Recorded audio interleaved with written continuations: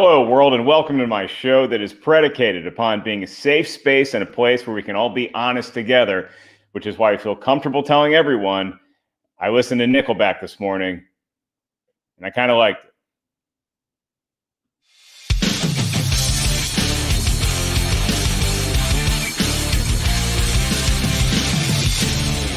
Yeah, they got a new tune. I talked about it on the Patreon only show last week, and Nickelback did a cover of "The Devil Went Down to Georgia." If you know anything about me, you know I'm from the South. I enjoyed Charlie Daniels' band quite a bit. Charlie Daniels, obviously the original author and performer with his band of the song "The Devil Went Down to Georgia." So the devil goes down to Georgia, right? And in Charlie Daniels' world, the devil is like the best fiddle player of all time, which makes sense, which I can see a devil sawing on a fiddle and playing it hot. So then the devil apparently is bored because I don't know if there's not enough souls going into hell at that moment, or it's just like a lean week for Satan, but he decides to go up to earth and he's got this fiddle and he's just walks up to this kid, Johnny, who is playing a fiddle, and he's sawing on a fiddle and he's playing it hot too. And the devil says, "Hey, look, I'm a competitive dude, okay?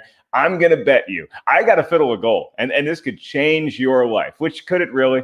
Like, I get it if your family's poor or whatever and you need something that's made of gold, but how much is a gold fiddle really going to get you at a pawn shop? I can't imagine you walk into any pawn shop and you say, "Hey, here's a golden fiddle." They'd be like, "Okay, I'll give you $100 for it."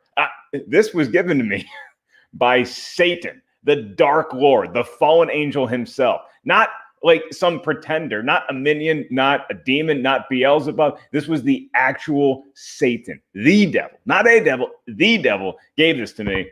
And they'd probably say, "Okay, $110. I don't know what you're talking about." But anyway, so that's the original song. And it's great. And there's just a kick-ass fiddle and it start to finish. And then Nickelback. And I hear Nickelback. And we all hear the term Nickelback and we say, "Oh, God, what are we getting into here?" There are a couple of like older Nickelback tunes that I like. That I'm not going to go see the concert or even buy like the album, but I dig them if they're on the radio. And I heard that they covered "The Devil Went Down to Georgia," and I was like, "Oh, geez, this is going to be a disaster. This is going to be an abject failure of all the covers that you could possibly do, of all the bands that you could have covering this particular song. I don't trust it in the hands of Nickelback." And this is coming from somebody who will admit there's a lot of cover songs that are better than the original. That's just my humble opinion. This band has done a few of them. The Beatles covered Twist and Shout. Beatles covered a lot of stuff. Some of it's not as good as the original. Some of it is. I like the Beatles' Twist and Shout better than the Isley Brothers. Whitney Houston covering Dolly Parton, "I Will Always Love You" from the Bodyguard. That is a Dolly Parton tune. And she did it great, but I think Whitney upped it a few notches, as the sales numbers would indicate. So anyway, I put this on, and it's kind of good. It's kind of good because here's what they did. They didn't try. Nobody in Nickelback's playing a fiddle, and they're not recruiting a fiddle player, and they couldn't get Charlie Daniels because he unfortunately just passed away. Nickelback is making the devil a guitar player, and I like that angle too. And there's some pretty great guitar work in it. The guy's name is still Johnny, or the boy's name, or however old he is, and he, once again, upsets the devil and gets a golden guitar. And I kind of liked it. I'll tell you why I liked it. For two reasons. One, I love competition. So I love the devil going against anybody. And two, it kind of reminded me of what we're going to be talking about later on today, which is Bill and Ted Face the Music. You want to mention great guitar players? Sure, Johnny and Satan would be way up there. But as the movie goes, Bill and Ted, legendary axe shredders. They got good at their instruments. They never needed Eddie Van Halen in their band after all. They just needed Death on bass. And they have a new movie coming out today called Bill and Ted Face the Music. So we're going to be talking about all that stuff with a very special guest who is also going to be helping me preview tonight's epic Schmodown match. Possibly the biggest, get ready, Molly, the biggest Schmodown match in the history of the Schmodown, which is 7 seasons deep now. Chris Jericho taking on Kevin Smith. Did you hear what I just said? Chris Jericho, worldwide champion wrestler, rock god for his band Fozzy, which is awesome, going up against Kevin Smith, who I've never really thought that you could lodge yourself in the pop culture zeitgeist the way that Kevin Smith has, both as a figure himself and what his movies have done. This is the man that gave us the term stink palm. This is the guy. We didn't have Stink Palm before, and then we saw Mallrats, and we all had Stink Palm. Plus, we get a Stan Lee cameo in that movie. It's so much legacy and lore and mythology that each one of these gentlemen have cultivated in their own careers, and then to have all of that meet at a head and tonight on the Movie Trivia Schmodown. And just so happy to be part of the match and calling it alongside Kristian, because this is something that we've been building towards. And just this is why I wanted to do the show today with Kristian, is also because we're hours away from calling this thing. And so just to give you all a little bit of insight into what our pre-show process is like this is basically the green room, which not actually a bad title for my as yet untitled show that I don't even know what the hell I'm doing, but I do know I have a fancy camera, a nice microphone, a dog that is very energetic, and a voice. And we're going to use that voice and bring Kristian in just a second here. Before we do, I want to remind everybody that I did put up a poll on Twitter today. You can chime in. I actually need your help because the poll question is simple. Which jacket am I wearing tonight? They're both hanging in the bathroom. One of them is ready to get the white trash dry cleaner treatment, which is you just leave the suit hanging on the shower and you turn on the water as you're bathing yourself and prepping. The suit also gets wrinkle-free, and you never have to leave your house. Virginia, folks. Virginia. The devil went down to Georgia to saw on a fiddle and try to beat Johnny, but he should have gone up to Virginia if he wanted some dry cleaning tips. So it's either the Tetris suit or it's the glitter suit. And that's the poll on Twitter right now. So I'll update you all with the results at the end of the show. And again, 5 p.m. tonight on my time. That's California time. I don't know if it's Pacific Standard Time or Pacific Daylight Savings Time. I don't really like that we have to do that. I understand that there's a daylight savings time concept, and I can appreciate that. I don't really get that either, but I can appreciate that. But do we really need to do the PST or the PT? Why can't we just do Pacific time? Why does everybody jump down my throat when I just post, it's at 8 p.m., 5 p.m. PT? Why does everybody have to get all bent up and out of shape about it? Anyway. Sorry, I got hot there. If you are not familiar with what I've been doing with this show, the rest of the week, it's on my Patreon. So here's a little taste of what you missed this and last week when I started my Untitled Patreon show. Pretty sure that I'm never going to get pushed into a giant toothy vagina in the middle of the desert. This is the insight you only get on the patron-only show. This is what it looks like. So I just did not have a chance to bathe myself after I worked out this morning. Anytime you feel like your problems are the most important thing in the world and, oh God, how am I going to get through this day? Just remember, when you look up in the sky at night, all that light is 4 billion years old, and none of this matters all that much. With that being said, I hope you're having a lovely day. It's embarrassing to admit, only because I am now a 40-year-old man, and I'm still using an axe. The only evidence you need to know that the earth is round is if it was flat, the only people stupid enough to fall off the edge would be flat earthers. Nothing I do is all that hard. A well-trained monkey could do most of what a poorly trained monkey could do half of what I do. I am ordering a Pizza Hut stuffed crust pizza, but it's going to be something. So come join me together and we'll figure it out. Yep, figuring it all out here. So the Patreon link, I saw a lot of y'all asking for it. It's just patreon.com/MarkEllisLive. And there you go. The conceit of the Patreon was you get new stand-up every month. And it's not the best time for stand-up comedians right now. We're basically just a bunch of hobos walking around with the stick and the little knapsack hanging off it, looking for work anywhere we can. We will do stand-up on an empty carny train at this point, but sometimes you get an opportunity that you can't pass up, like what I have in front of me next weekend. It's a big month, Molly. You hear me? It's a big month, because tonight, the biggest schmodown in history. Then next week is a new endeavor in stand-up that everybody gets to witness live from the Viper Room, December 5th, 7 p.m. PSTD on the West Coast.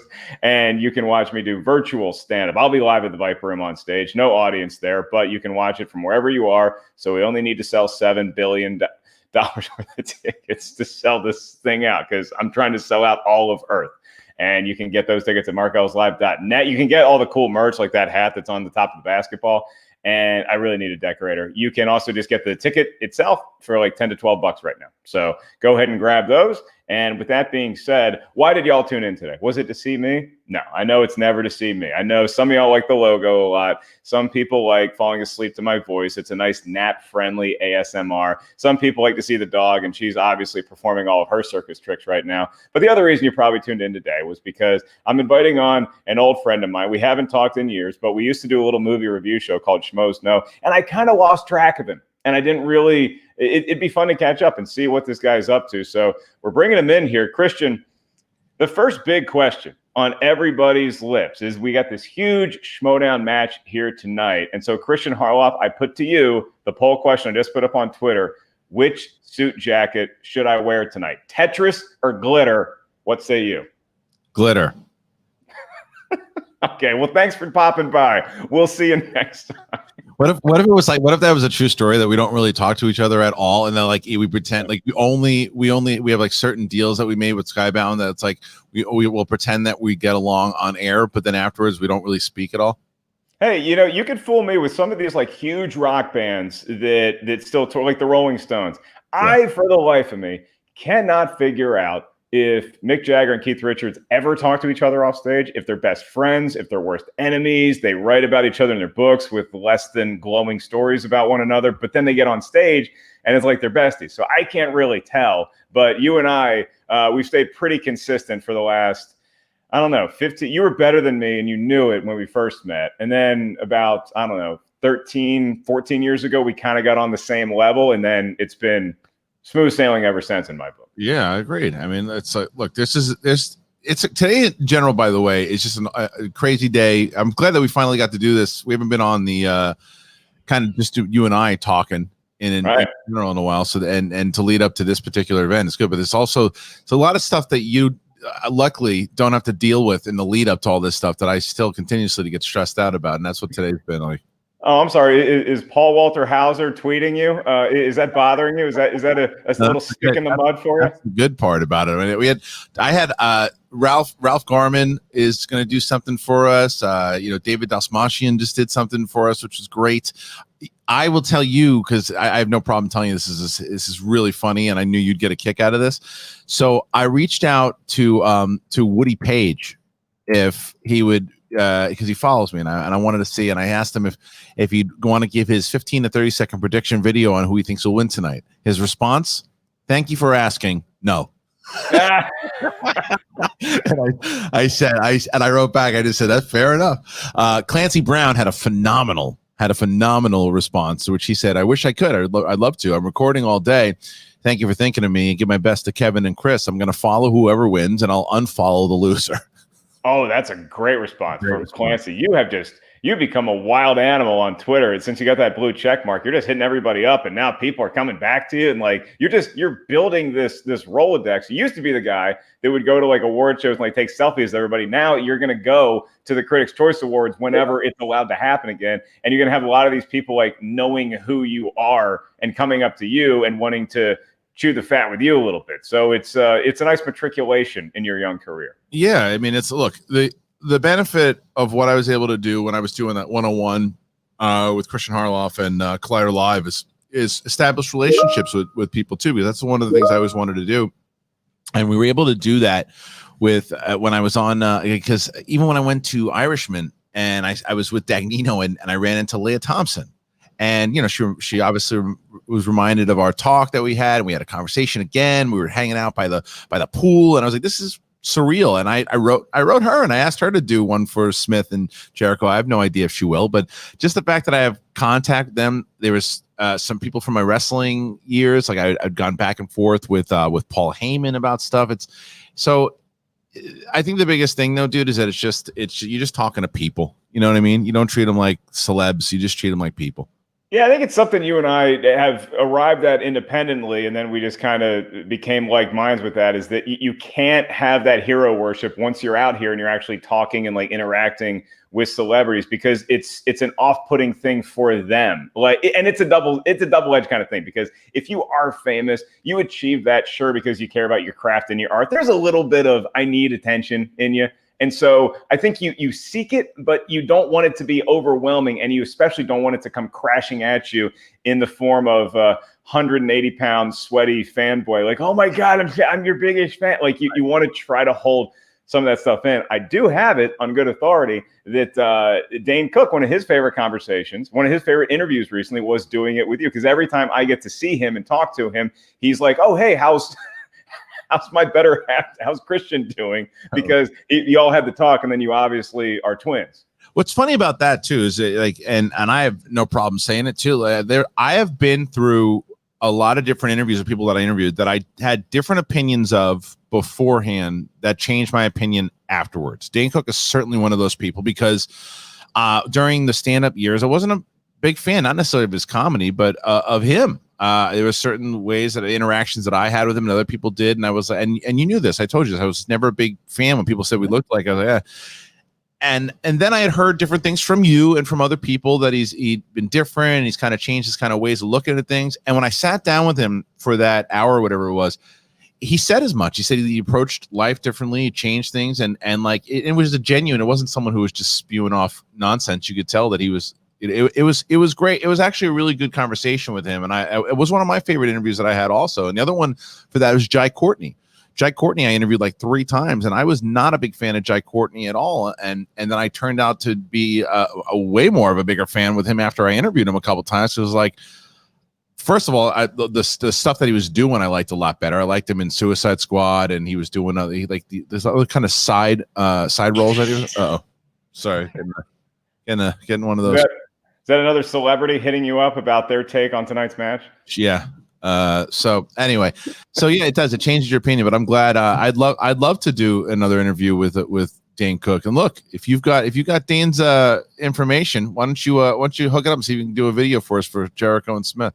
Well, I just got a new idea for the Schmodown Network for you. I think you should do a show where it's called "Does Kristian Still Hate This Person?" And you just have people on who you talk a lot of shit about, or like people that you never gave the time of day to, you thought was a terrible actor or a horrible human being, and you have them on, and it just completely changed. Because you seem like a guy, as stubborn as you are in some ways, that you can be enlightened by having an actual conversation with humans, which is rare these days. I've never been, and I hope that you can attest to this also. I've never been that kind of person that once I say, well, that person stinks, that I won't listen to them whatsoever. I could certainly have a conversation with someone going, well, I didn't agree with that person at that point, and I had a view of them and certain things I didn't like that they did, but conversation I had to change my mind. Like, I think Shia LaBeouf, as I used to call him, Shia LaBeouf was another one who I couldn't stand for a while and things that he was doing. And then strangely enough, it was that video of him doing the Just Do It that turned me around of going into that crazy that I really liked. But then listening to interviews and stuff that he did, and I'm like a massive fan of that guy now. I've never, like, that's the biggest 180 that I did was him, because I couldn't stand that dude. And I'll watch anything he does now. I think he's great. Yeah, it's I was thinking about just the fact that you've been around so many. Who is the person that's like that you did get a little juice when you're talking to, and you may even get a little butterflies in the stomach before you, because whether it's an interview or just hanging out with somebody, who's the person that makes Kristian nervous besides me? Harrison Ford. That was the one for me when I walked in. Like, and I was very proud of the interview that I had. I only had like 3 or 4 minutes with him, but I was still proud of it. But it's like, it's Harrison Ford. You know, it's like when you go in there and, hey, that's right, just do it. And when I had that conversation with him for Force Awakens and just being able, and when he said something about the Kessel Run, and I was like, I just like geeked out, you know. But like that was one. And Stallone was one that was great. I got to make Stallone laugh, so that was kind of like a highlight. And I totally geeked out, even though I wasn't in the same room with him. But after I did my review of Rambo and he posted my review on his Instagram, like, that was, how do you not geek out about that? Yeah, that was pretty sweet. I think people know us as comics, and the biggest compliment you can give a comic is if you laugh at something they say. So like, that's the goal. Obviously we want the match to go smoothly tonight, but if I can get a line out that might make Smith or Jericho chuckle, it's like, oh, okay, now I can clock out and I can just kind of coast from here, because that's a tertiary goal. We want tech things to run smooth, and there's all that side of it, and we want to give the fans a great show. But if you can just make these guys chuckle, it's like, oh, I feel a little bit better about myself. They feel comfortable also when you do that. They feel like it's not, because anytime you're a celebrity, you're going to you, and you don't know somebody that well. You don't want to think people are using you. You want to think people are, they don't want to embarrass you. You want to make sure that everybody's having fun. That's certainly what I want to do with Jericho and Smith, because I've been saying this and you've been saying this. This isn't a celebrity match. This is a league match. This is the Rockstars versus the Quirky Mercs, and it is for points, and they're playing against each other as part of the league. They're representing the league now, which is surreal to say that Kevin Smith and Jericho are representing the league, Well, that was the thing that struck me as different, because we've had celebrities on and it's been a lot of fun. Like calling a match with Bruce Campbell is a highlight. But when you have, because these guys don't necessarily, they always have stuff going on. But as far as like, it wasn't publicists saying, hey, this person has this project that they're pitching, so just put them in whatever you have. This is like, no, they've been both of them independently of each other have been talking about wanting to do this for a while. And then when you gave them the premise of, well, you could be going up against this person, and they found out that they were going to be on opposing sides, it just became this thing where now they're starting to have some foam at the mouth just getting into the ring. So I think tonight it's going to be a banner day for the Schmodown. But for us as announcers, you and I've talked a little bit about this. Do you change your mindset at all? Because you always hear this with like big games, right? Like, you always hear athletes say, well, no game is bigger than any other one. Like, I give 110% every time. But if it becomes that Giants-Eagles game, or it becomes that Washington football team Cowboys game, that there's a little bit of extra juice. So do you also add a little bit of pizzazz tonight? Like, how are we going to do this thing? Yeah, I mean, look, I think that we're both going to be, because we have two big matches. There's a massive match it's the first time that a lot of people that are just tuning in, and you see Jericho and Smith tweeting out about this thing, and you're tuning in. The first thing you're going to see is Andrew Guy and Ben Bateman. You're going to see these two larger than life characters that are competing, and you're going to get the incredible story promo from Eric and Nerd Chronic, who's going to beef you up and go, like, okay, that's brand new. So you and I are going to be selling that match and showing the kind of characters there and watching what those two guys are going to do. And then when it comes to the main event, and like any main event, I think that the answer to that question is yes and no, because like anytime we do a main event, we beef it up, whether it's in a throwdown in the studio, online, or live in front of 1,000 people in Chicago. It's you are building up and maneuvering. That's what I try to tell new announcers that are coming in and want to be on the table. It's not just about knowing like the stories, and it's not just about knowing the game. It's about knowing how to maneuver the energy and get us closer to, because in essence, you're not, I don't want to say manipulating the audience, but you're dictating the tone of the way things are going. So instead of like, if somebody gets something correct in a big moment, you go, that's right, and you move on, as opposed to, that is correct. And then when you do that, it's like, oh, he got it. And then I pause. If somebody hits a big five, instead of going, yep, and now we're moving on, you go, oh my God, they hit it. And that's the sports element of it. And that's going to play over tonight for sure. I think we're going to see a lot of that. And I think that Coy Andrew and Roxy Stryer need a lot, and Jen Sturger, all three of them need a lot of, I think they should get a lot of credit for what they did to get this match to go. Jen was the first person to really put it the chip in Jericho's head to tell him about the Schmodown and get him intrigued about it. And then Roxy, who carried over that interview we did at Collider Live and getting Jericho to sign with the Rockstars. And then Coy Jandrew, who had also Kevin knew about the Schmodown, but after the relationship they formed of comic book shopping, he was able to get him to join.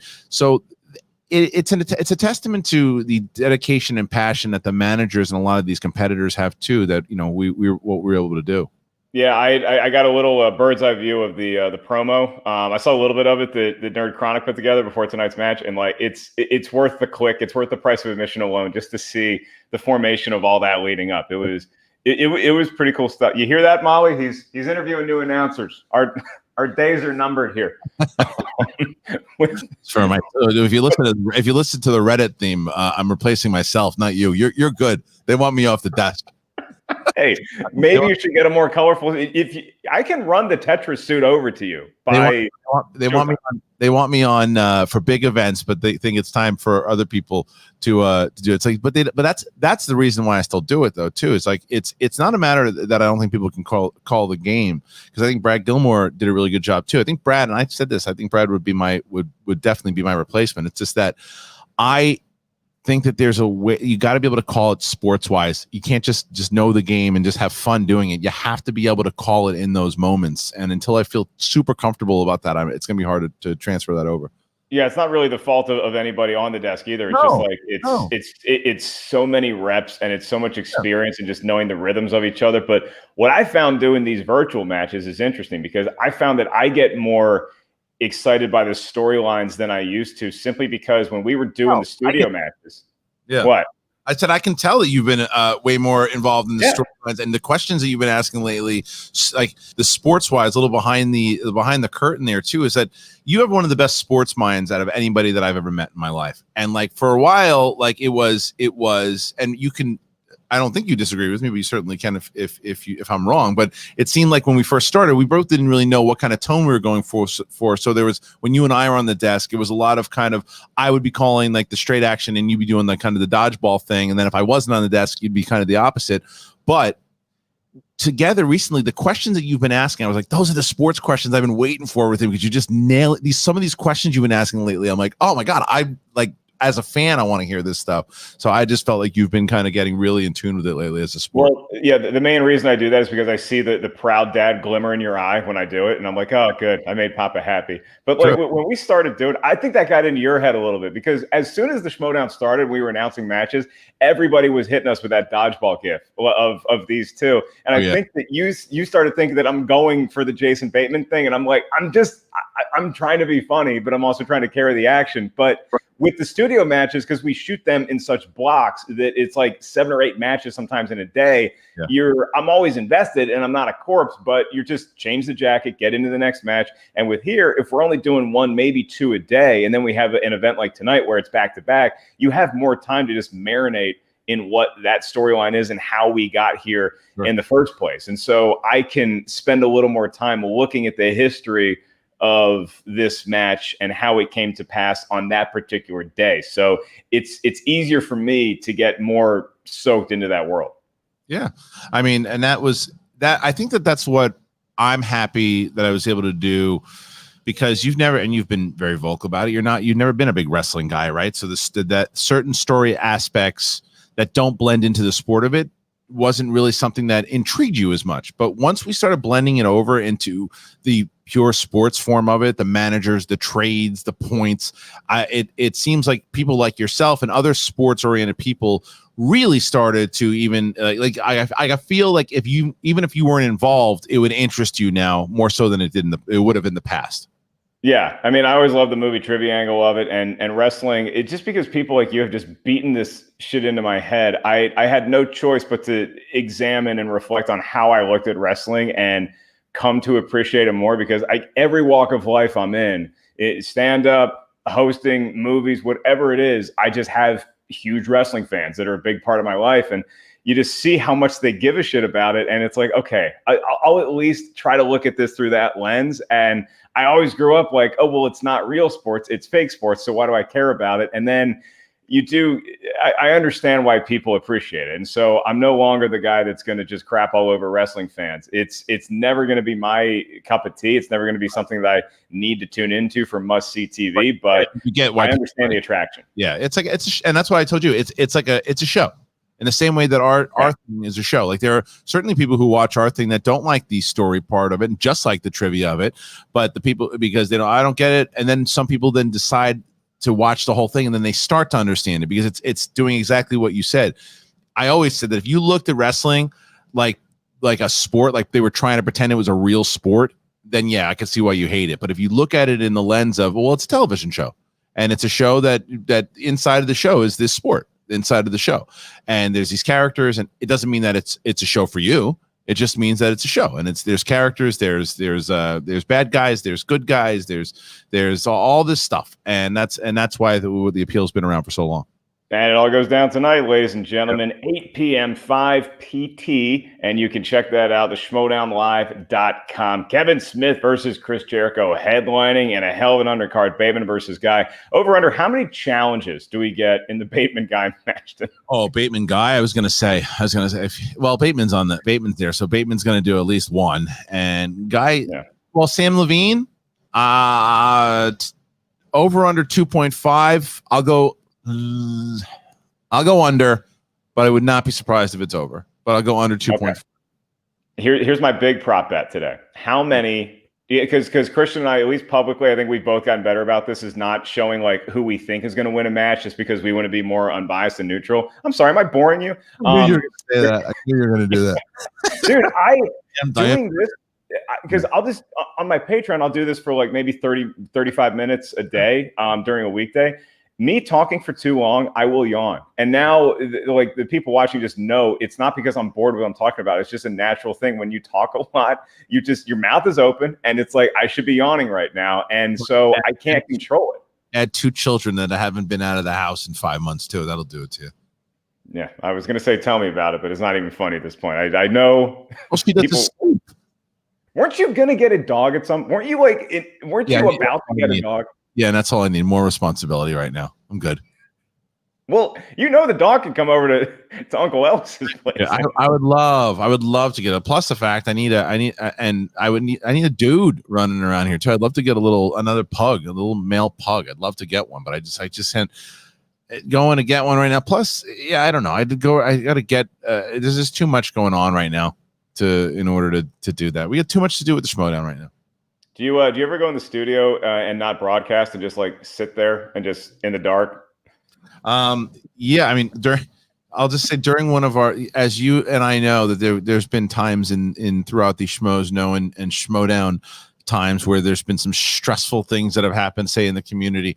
There was a time where I came into the office and I just laid on the floor for like 3 hours. I didn't eat for like 3 days. It was a lot of fun. It was a blast.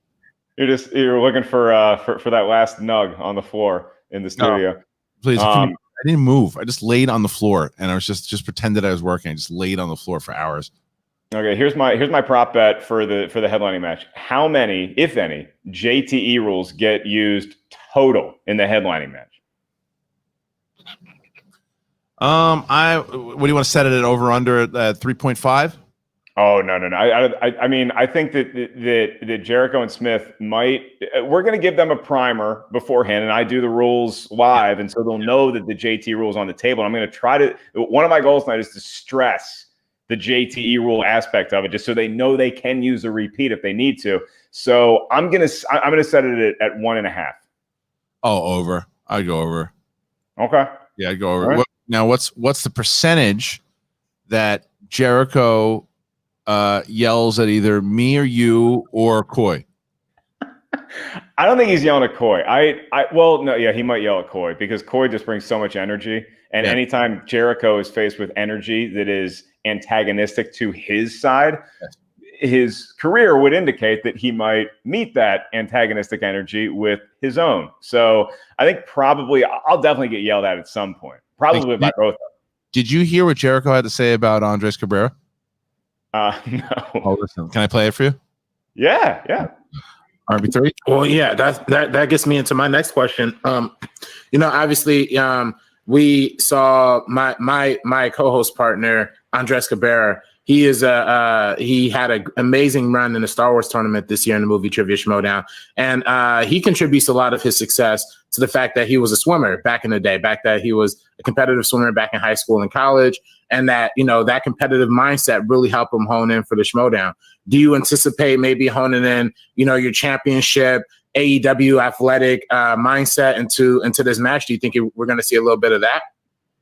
No, absolutely. That's the dumbest thing I've ever heard. He's swimming, and that gives him Star Wars knowledge. It's the dumbest thing I've ever heard in my life. Your friend's an idiot. I think it's so good. He goes, wow. Yeah, it's like he goes into that, but he goes into then he was the one that called it a mental sport, which I loved. He said it's a mental sport; it's not a physical sport. He's right. There's a lot of hypothalamic gymnastics that go on during the Schmodown. I don't think Jericho wants to get across the table from Ace in a Star Wars match. I'll tell you that much. No. That full clip, by the way, is on the Schmodown Clips channel if you guys want to see it. Yeah. Oh, and congrats on 300,000. Did you see that? I saw that too. It's like, well, I tried to make. I don't think the person realized it was like. It's like, congrats on getting back to 300,000. What they should have said was, and this is what I said on SEN today. I made it pure like. People, what I had to realize when we decided that we were going to go, because you and I made the decision. I don't know if we ever talked about this on air, but you and I made the decision that when we were doing Schmoes Know, like 5-6 reviews a week and doing the main show, and then we went over to Collider, and then we had to make the decision that if we wanted to be part of Collider while we were doing it, we could still do our reviews, but we had to cut back on some of the stuff too, because some of the stuff they were doing was competing with some of the stuff they were doing. So we need to, and it became harder for us, especially when I became employed there, where we had to shoot our reviews. We had to either shoot them early in the morning or after work, and it was hard for you schedule-wise me. So the reviews stopped coming in, and at one point we didn't know what to do with the channel. So we're like, okay, well, what we can do is then let's start putting more Schmodown stuff on there. We made the decision in general to make that more the Schmodown channel. I realized that when we went completely 100% full steam into turning it into just the Schmodown channel, that people who subscribed originally for like you and I were going to go, well, what is this? And you hope that you transfer some of those people over and they watch, but other people are just stubborn and they don't try it and they just go, oh, this is not what I signed up for, and they leave. So when we had like that, I knew we were going to have a dip in subs, but it's about building it back up. So we're starting to build back up now from the Schmodown people that are coming in, and it's just that transition over kind of what you and I built all those years ago. Well, I take full credit for getting back over 300K because I dive bombed the show, the SEN Live last week on Friday. I popped in unexpectedly because I had just gotten done working out, and I was like, let me see what these idiots are talking about. And then I can't remember what they said, and then I started chiming in on the chat, and then they're like, well, why don't you pop in? And so I popped in for 10 minutes, and then it was fun. So then I came back after I walked the dog for the last 20. So that's all on me. But you had said at some point, didn't we have a thing that like we said on like movie fights or something, that if we get to 300K that like we're taking everybody to Las Vegas? And that was back in 2014. It might have been 200K. That was back in 2014. We were gonna do a live. We were gonna do a tour. But we did do that. We did do a tour, but we just did it with Schmodown.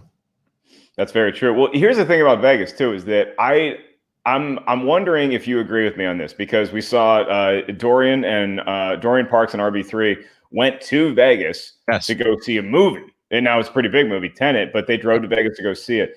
I'm of the mind that you and I would have done the same thing if this was 2012, 2013, around there. I think you and I would have gotten in the car and gone to Vegas. I'd say closer to 2007, because I didn't have to answer to anyone except myself.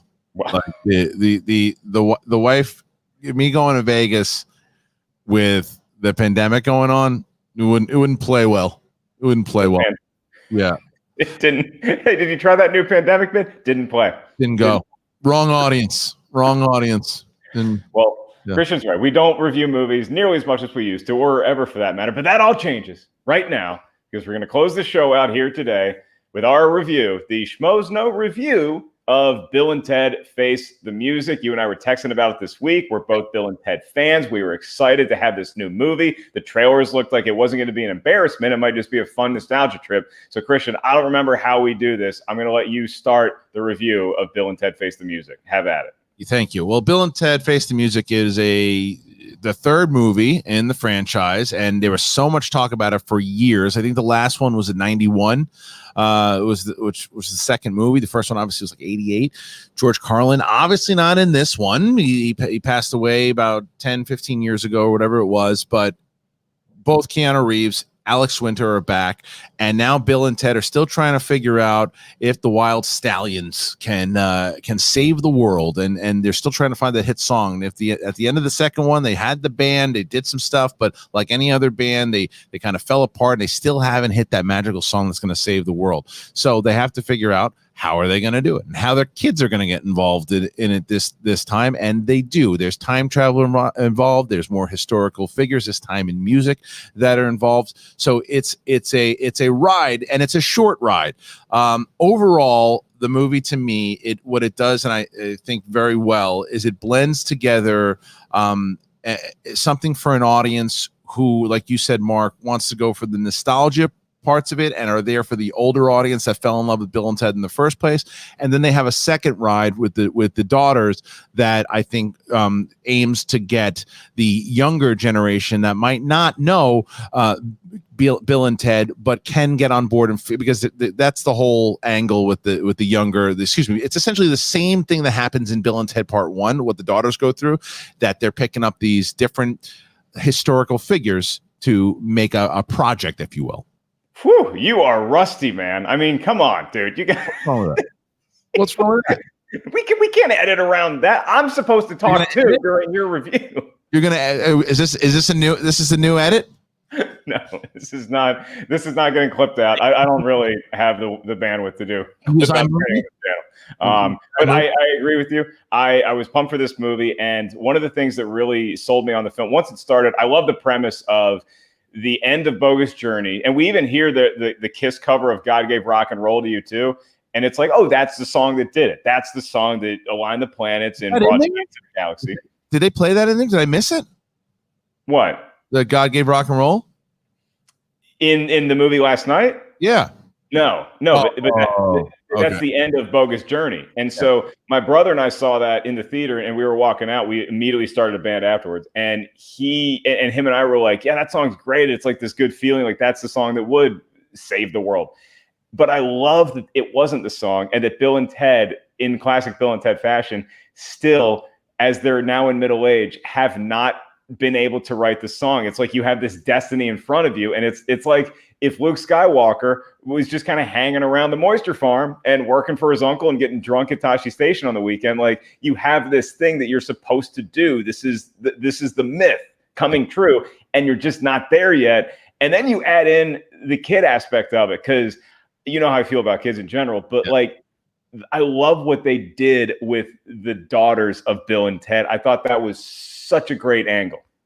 Yeah, I mean, look, the thing we needed is a movie like this right now, considering all the other crap going on in the world. It's lighthearted, it's goofy. As you and I have argued many times over, I'm more of a first Bill and Ted than I am a second Bill and Ted. The second one's fine, but I like the first one a lot better, because I thought the first one's goofy. There's no doubt about it. The second one is goofy times 100. This one's goofy times 3,000. I will say that I can't remember his name. The actor that plays NoHo Hank in Barry plays the robot. The robot was a character very similar to what we were talking about here earlier, where I had a certain opinion about them when I first saw them, and I wound up loving them by the end of it, because the robot, I was like, this is just a dopey Terminator ripoff. What are they doing? And then they gave him a personality, and he's the funniest thing in the whole movie. He's basically what Death was in the second movie. He is in this movie. I thought he was great.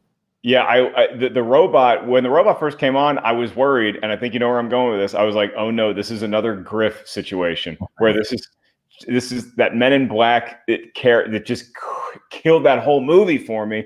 But I really warmed up to the robot fairly quickly. And you mentioned Death. I love that we certainly, as you see in the trailer, you get Death, and Death has a couple really small things that he does that just had me on the floor. I think that if we had seen this in a packed theater with at the press screen with a bunch of other critics, I think you and I would have busted our gut a couple times, because sometimes you and I have a laugh that is the only laugh in the room for whatever reason, and I think Death did that a couple times. That just really think so. Yeah. I think so too. The biggest criticism that I had for this, as much as I love seeing both Keanu Reeves and Alex Winter together, and I think that they had a lot of fun making this movie together, and I think that there's not a time in the entire movie that I thought they were phoning it in. I didn't believe that they were Bill and Ted in the movie. It didn't seem like they were. Keanu Reeves to me seemed like he was just Keanu Reeves having fun doing the movie. He didn't seem like that character of Ted. Alex Winter a little bit more so as Bill, but Keanu Reeves is not playing any character except Keanu Reeves. He was funny and he was good and he was doing a good job, but he wasn't locked in as Ted. I thought he was. I thought both of them made me feel like it. And if you're not following maybe Bill and Ted, then I think at least because they're going back in time and they're going forward in time, they're trying to meet different versions of themselves. The alternate selves that they played were one of the highlights to me. Yeah, yes, but it also the thing is though that the movie is a tad confusing at one point because you're you're doing this why because and here's the reason why I think it was confusing. I think COVID took out a lot of reshoots because the movie just ends very abruptly. It just ends very strangely with a voiceover that you're like, oh, and now it's over. And then they do like these cuts at the very end of the movie with like a flashback with these pictures of people who aren't even in the movie. I don't know who they are. It's like people they just took randomly at a coffee shop or something. And they didn't have like the first 3 movies or anything like that. There wasn't any more what's leading up to the next, or if there's a next, I don't know. So but you can tell they had enough of a movie to make it. It's also why the movie's an hour and 30 minutes. It was probably would have been closer to 145 or even 150 if they would have been able to shoot more, had COVID not happened. Yeah, I did love the I mean, it is a breakneck pace. This thing flies because there's so many storylines, so many different time circuits that you're focusing on. I loved the incorporation of great musicians of our past into the future, and the way that all sums up, it was abrupt maybe, but just the way that it all does come together and tie itself up in a nice little bow, I thought it was just a great nostalgic trip. And I'd say hook that shit to my veins all day, every day when it's Bill and Ted. So I'm going to schmo this movie. It's definitely a fresh one for me. I'm going to say 3.75 out of 5 schmoes for Bill and Ted, Face the Music.